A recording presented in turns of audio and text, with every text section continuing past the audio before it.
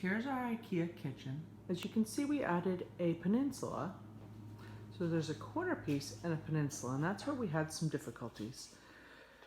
It came with like a 2-inch separation here.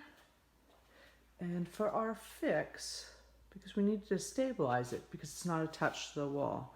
So for our fix, we took out the 2-inch filler piece here and replaced it with a 1x4, which is 3.5 inches wide.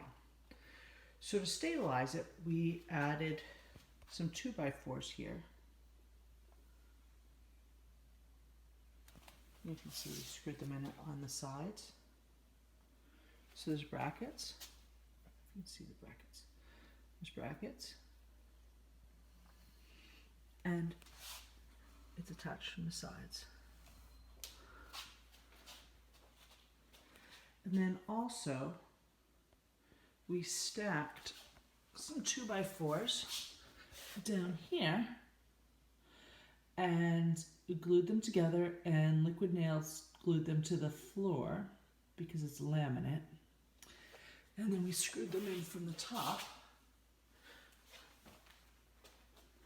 And now it's a lot more sturdy than it was before. It doesn't move. And here's the back plate.